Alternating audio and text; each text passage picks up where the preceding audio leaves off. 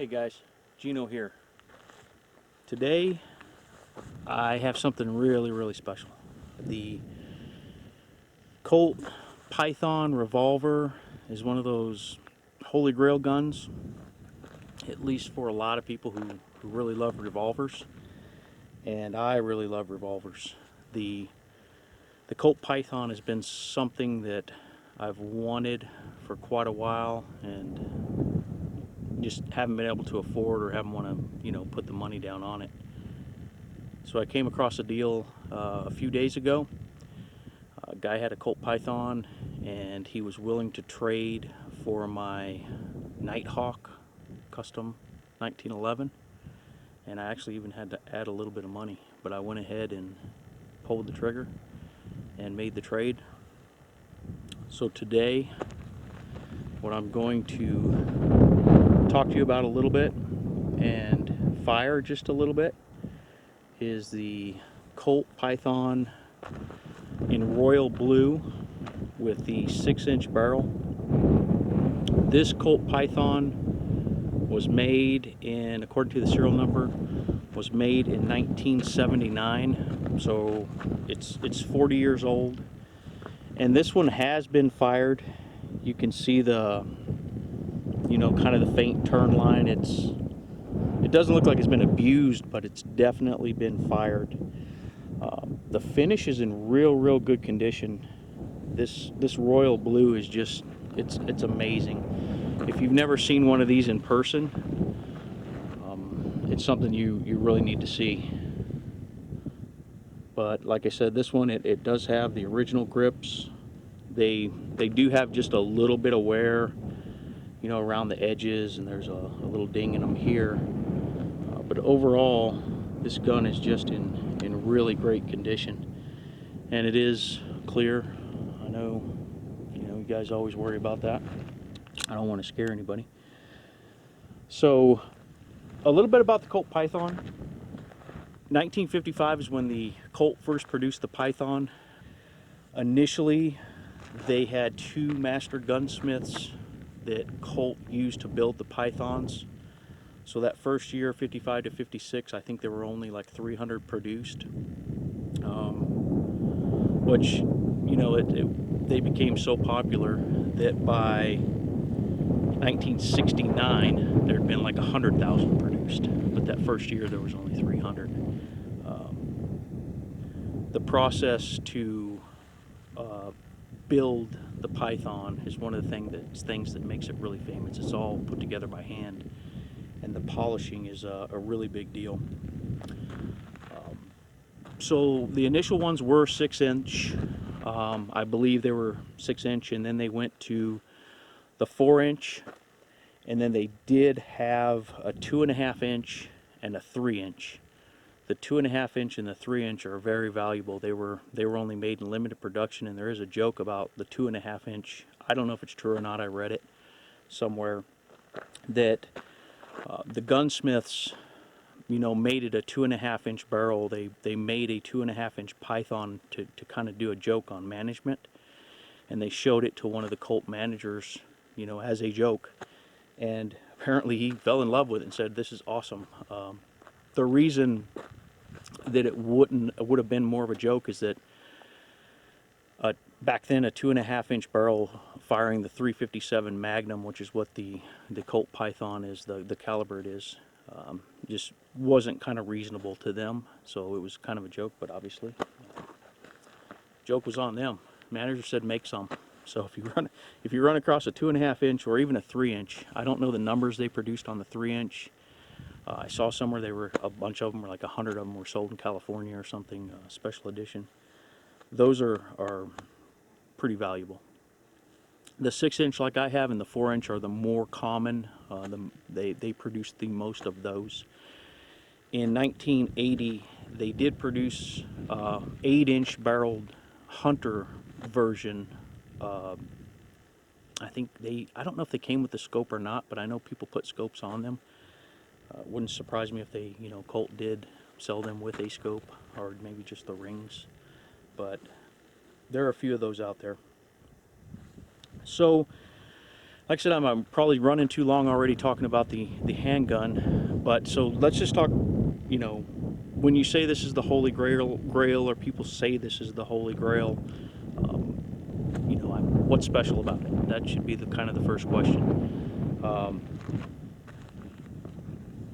One of the things is that it was handmade by their Colt's, you know, best gunsmiths. They said initially only 2 of them made the pistols. I don't know how long, or if they did it for a couple years, but as they brought in more gunsmiths that they approved of, that could actually work on and build a Colt Python, obviously they were able to produce more because they produced quite a few over the years. But they are a hand-tuned action. They were put together by hand. They're very, very finely tuned action. That's one of the claims to fame, you know, is the action is just so smooth on this thing. It's incredible. You know, people say it's like butter, but it really is smooth. I would say more like it's just like glass. It's just really, really smooth. Another thing that really makes it special is the bluing itself. There's not a lot, if anything at all, that compares to the Colt, and it was called the Colt Royal Blue, or Royal Python Blue. The Colt Python Royal Blue. It's just something, and I'm getting fingerprints all over it now, but it just kind of looks wet. Once you clean the handgun or the revolver, and you get it, you know, where you want it, a lot of people will buy and use wax, and, you know, wax it, and then it just, the handgun just looks wet, you know. Another thing that kind of really makes these special, the barrel. The barrels on these revolvers are just so accurate. I don't know if it's true, but I did read that they said that they kind of tapered it in towards the muzzle end. They choked it down just a little bit, and that helped create more accuracy. Like I said, I do not know if that's true or not. Let me see what else. You know, just basically they built this thing like a Swiss watch. One of the, I guess, the negatives about that is, and this is all from reading online, I've never owned one of these, but because they are so meticulously and finely tuned that they can come out of tune. If you use, you know, a lot of heavy Magnum use, things like that could cause them to come out of tune, and then you kind of have a problem. You have to send it to, you used to be able to send it to Colt. I don't think you can anymore. You'd have to find someone who works on revolvers to retune the action. Okay, so like I said, this one was made in 1979. I have not fired it yet. I did clean it once I bought it, and I have dry fired it to cycle it. It seems to cycle correctly. So what I'm going to do is I have about, look, 150 rounds of 357, and I have a couple hundred rounds of 38 special. I don't know that I'm going to fire them all, but I'm going to fire a few. I'm going to start out with the 357, and I've kind of rearranged the targets here today. Right up front, I have, they're still about 10.1, 10.2, the 2 white silhouettes. But then I have the first black silhouette that's a little over 25. The second black silhouette's a little over 50. And the third black silhouette's a little over 75. And at the end, I'll give you the exact distances that I range to those targets. So like I said, I'm going to start with the 357 Magnum and fire some of those, and you're going to get to see the first shots fired. I'm pretty excited, at least by me. I know the revolver has been fired, you know, before I owned it. But all right, so let me go ahead and readjust the camera, and we will start shooting.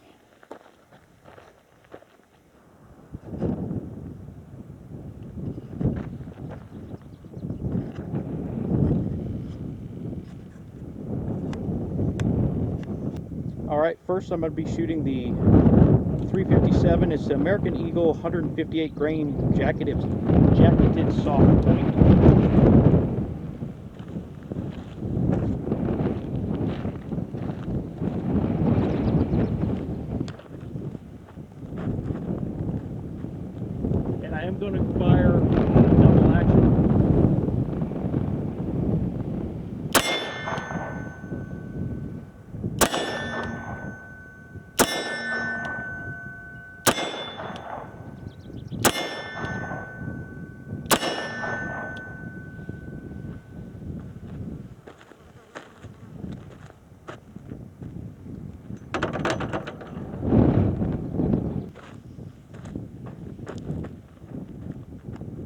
this is still the 357 double action.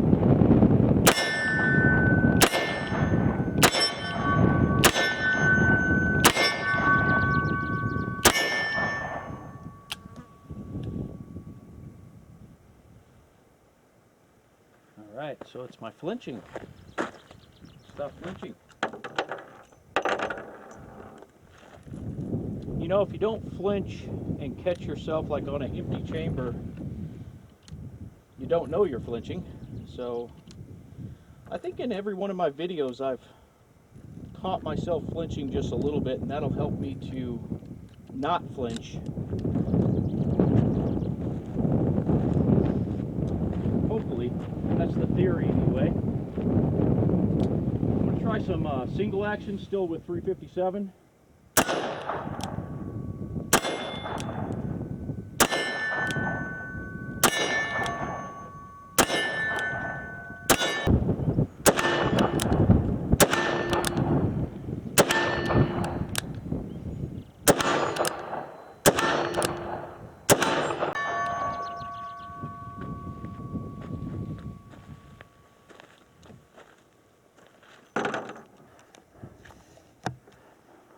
I'm going to stick with the 357, but I am going to adjust the camera and shoot at these a little bit.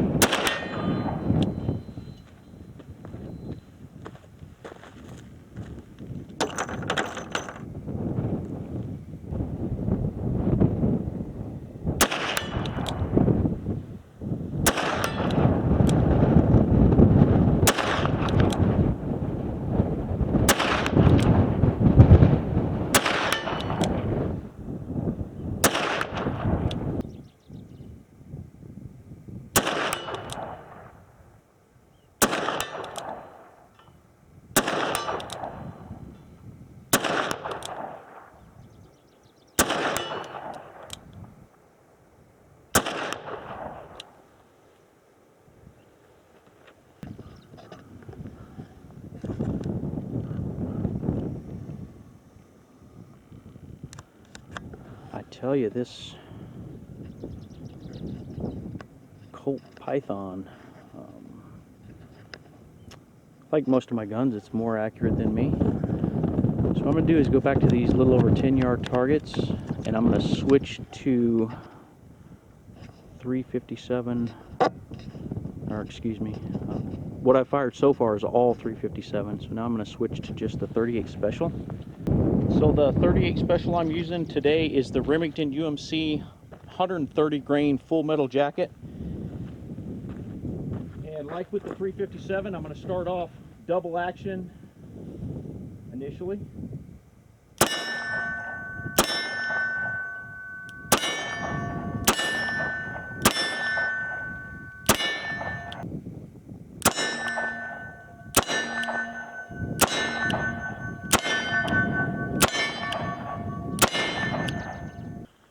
All right, let's do some of the 38 Special single action. I'm going to try and keep it as tight as I did the group when I used the single action with the 357. This 38 Special, though, should be hopefully much easier.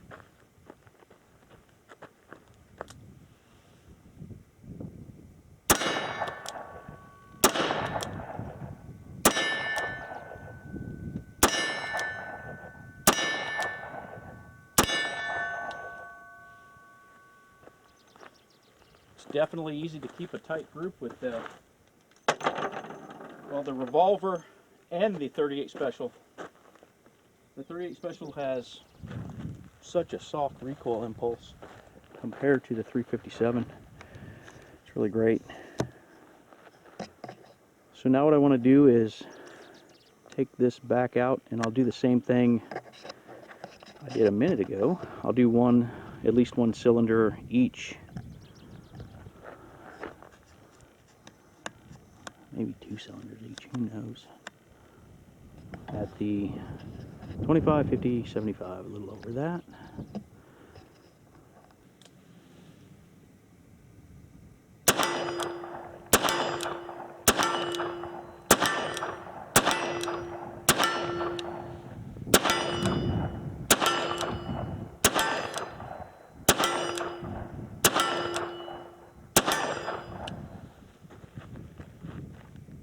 Uh, 38 Special going out to the 50 plus yard, single action.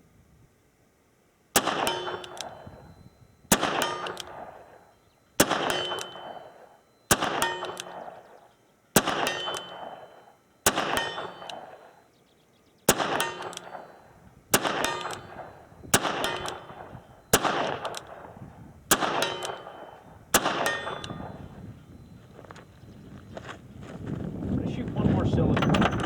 I'll reload real quick. Alright, same thing guys.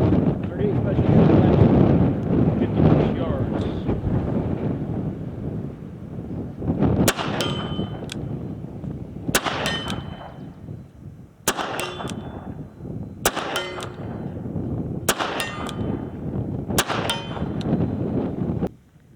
'75 plus yards with the 38 Special, single action.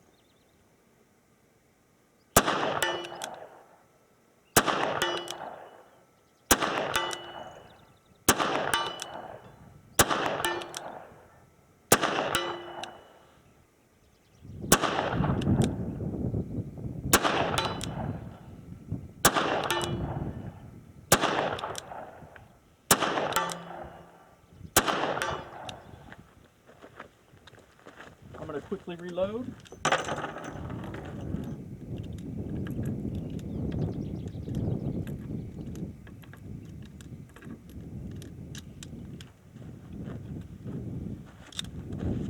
Alright, another cylinder of 38 Special single action at the 75 plus yards.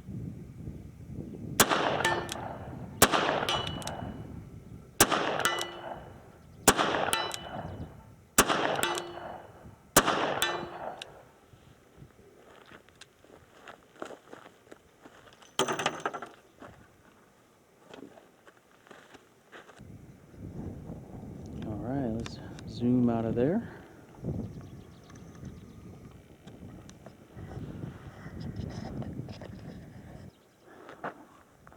I'm having a lot of fun. So why don't we continue just a little bit more, fire a couple more cylinders at the a little over 10 yard silhouettes.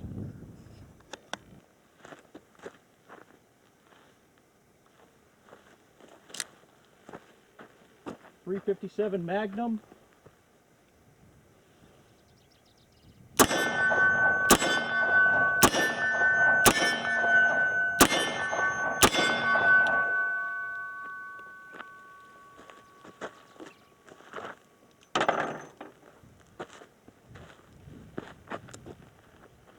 .38 Special.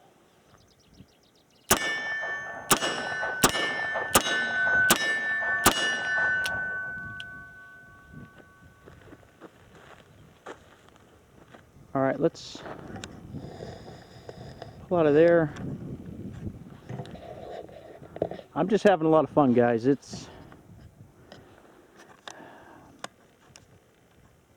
How about we do one more cylinder just at the 25. Alright, so I'm going to do a cylinder of 357 Magnum single action at the 25 plus yard.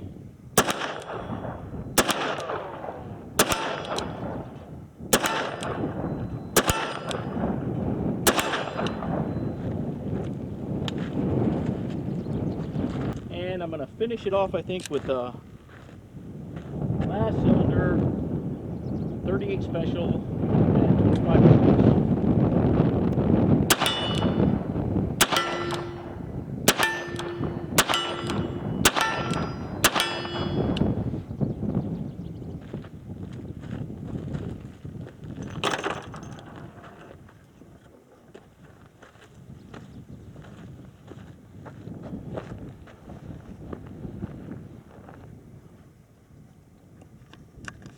Okay,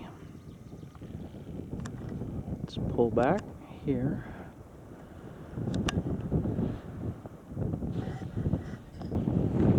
All right, people call this the Cadillac of revolvers, and now I can see why. It is truly a very, very nice revolver. The double action and the single action are just really, really nice. And I don't typically like to dry fire the gun, but I am going to just dry fire it one time so you can kind of see what I'm talking about. On the double action, it's just a smooth pull all the way through. There's no grittiness, there's nothing. It's it's really, really smooth. And the single action,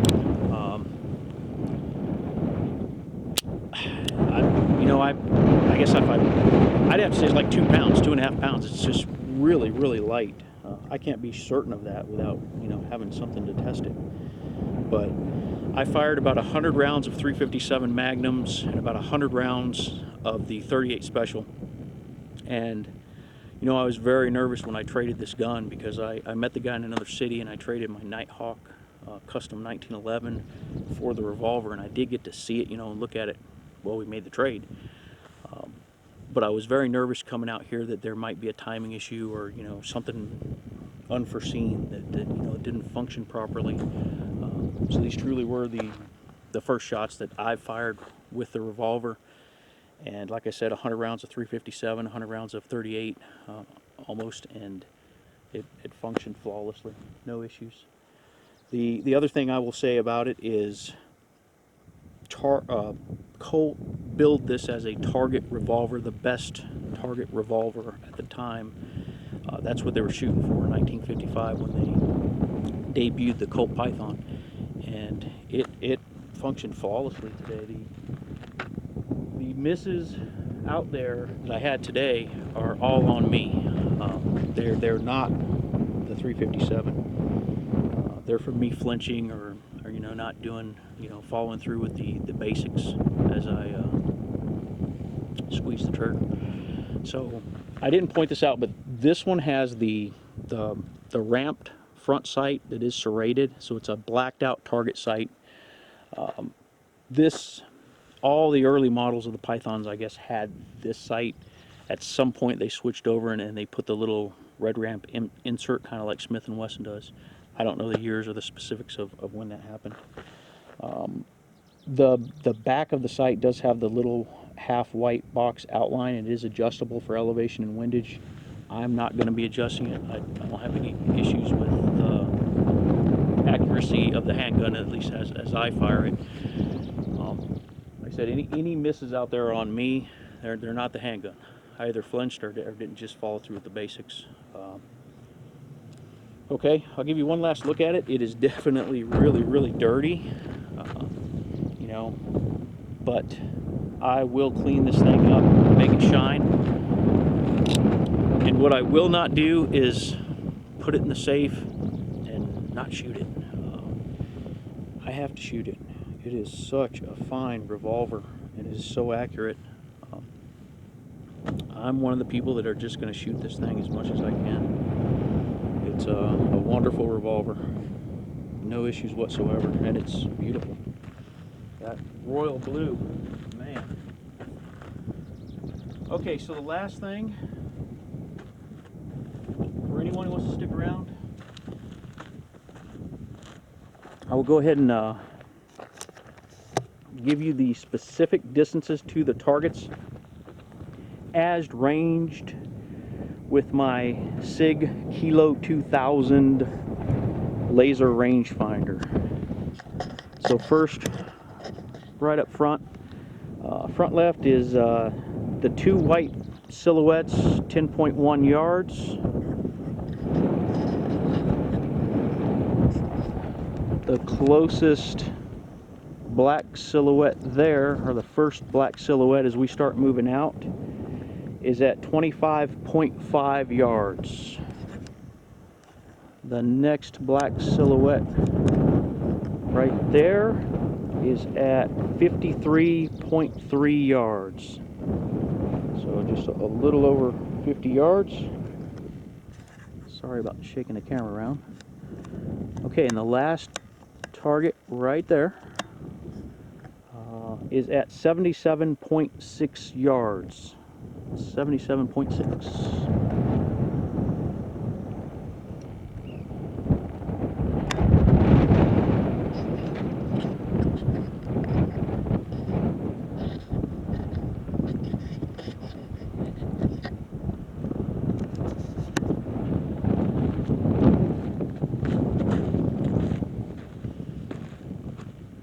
As usual, guys, I had a lot of fun. It was one of those days that I had more fun than usual.